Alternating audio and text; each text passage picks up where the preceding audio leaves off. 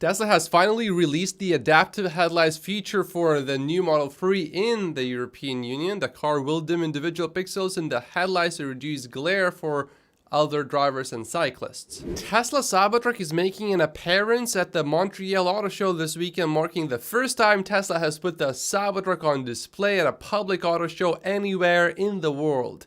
Tesla sales, delivery, service, and techs will be on hand as well. I am not sure if you can go inside though. When I went to check out the Cybertruck when it was first delivered here to the Tesla Center in Vancouver, I could only see it from the outside. Has that changed now? Leave a comment down below if you were actually able to see the inside of the Cybertruck when you went to check it out. Maybe Tesla changed the policy now. And a Tesla Cybertruck is going on a national tour in China, but Tesla is not really planning to sell Cybertrucks in China. So it's just used for marketing. Maybe eventually Tesla will sell Cybertrucks in China, but if that happens, it's not going to be anytime soon. Oof, Ford has now officially confirmed it is scaling back F-150 Lightning production by 50% throughout 2024. That's a lot. I think Cybertruck is contributing to Ford scaling down F-150 Lightning production. No Tesla US price cuts last night. Very good sign, says Gary Bly, because you gotta keep in mind that Tesla, when it cuts prices, it does so on Thursday nights. Lower Model Y lease rates will not impact Tesla's earnings. It impacts the lessor's bank counterparties' earnings and is more a function of lower interest rates and the off-invoice treatment of the $7,500 EV credit. I think Dylan has some good points here. A lot of people criticize legacy media for its coverage of Tesla over the years. A lot of people criticize Elon for his political commentary, selling of Tesla stock, false timeline expectations, etc. A lot of people criticize Tesla for not advertising and not doing a better job of educating the public about electric vehicles. A lot of people criticize Wall Street for not giving Tesla enough credit when it comes to AI, autonomy, and the revolutionary manufacturing techniques it's implemented. A lot of people criticize EVs for being too expensive, not having enough range, not working in the cold, etc. We saw a few superchargers freeze in Chicago, but then we also saw some gas stations freeze in Calgary, so I don't think it's a problem really that's unique to Tesla. What if I told you that if you have any desire or plans to buy more Tesla stock, you should, in a weird way, be appreciative of how this is all playing out. I actually get happy when Tesla stock is down because I'm buying more Tesla stock, and yes, I am buying more Tesla stock. Whether all of this criticism is warranted or not is irrelevant. It's all working together to slow down EV adoption and to suppress Tesla stock. This is not an argument on Tesla's current valuation by any stretch, but take a second to imagine what the scenario could be if all the aforementioned criticism was flipped. If Wall Street gave Tesla credit for everything that's going to happen in the next decade. If the public was fully educated on all of the benefits of EVs and was willing to pay a slight premium upfront for a lower total cost of ownership and everything else that comes with EVs. If the masses weren't being duped into thinking that Elon is the enemy and actually saw him for who he is. Someone that's not perfect like all of us, but that's sacrificing his own well-being by using his extraordinary gifts to serve humanity at a scale we have never seen, including some truly banger posts. I'm not going to show what Elon posted yesterday, but I wish someone told me not to check Elon's timeline in public yesterday. That post was a true banger.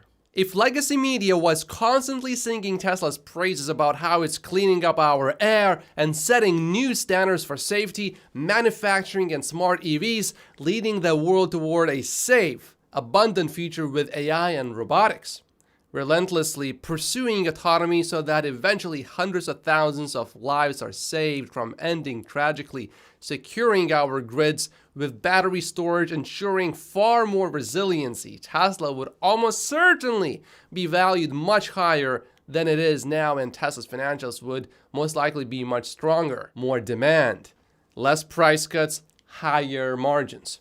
My point is this: rather than spending time being frustrated or defeated about how all of this is playing out, appreciate the fact it's going to give us accumulators more time to buy Tesla stock at lower prices for longer. The time is going to come sometime in the next decade when the criticism falls on deaf ears because the results Tesla will have achieved will be undeniable. Just like before, when Tesla initially came out with the Roadster, no one even believed that you can really make a good EV. And then Tesla's Model S came out and you couldn't really make that argument anymore. Some people still did, but it only became absolutely, completely undeniable when Tesla released the Model 3. Oh, EVs can actually be, well, maybe not exactly affordable, but many people could buy one if they really wanted one. And now with all these price cuts, most people, if they want to get an EV, they can actually get one. I am in the camp that while all of this criticism may be slowing things down, it will not ultimately stop Tesla or Elon from succeeding and achieving everything we know they are capable of in the long run. Just buckle up, embrace that it is going to be a multi-year journey, and enjoy the ride. Every time you see the criticism, just remind yourself that this is allowing us to accumulate even further. Sometimes a change in perception can make all of the difference. Tesla could not be stopped this past decade, and it's not going to be stopped in the next one either. Everything Dylan said here, I totally agree with every single one of these things. And this is a bit of a warning to Tesla stock investors. If you don't have this mentality, holding Tesla stock is extremely difficult. And it's so easy to make a mistake to sell some stock, and then later on you see the stock go up, and then you feel like you're missing out, you buy back in, and then the stock drops again. And I've seen some people repeat that a few times. The first time it happens, I feel sorry. The third time it happens, I just feel some strongly mixed emotions. I still feel somewhat sorry, although not really, because now you just did it to yourself. You knew exactly what you were doing and you still did it. But the first time I saw that happen, and especially after the second time and the third time, I had this deep, profound understanding and realization, oh, that's why people don't beat the market or actually make a lot less money than the market with their investments. Sawyer replied to Dylan by saying, unfortunately, these mainstream media articles, videos, etc. are extremely effective at convincing a ton of people that Teslas are not great at all and that Elon is a terrible person. Of course, both are not true, but a lot of people believe they are. There's still lots of FUD to fight, and that's one reason why I do these videos.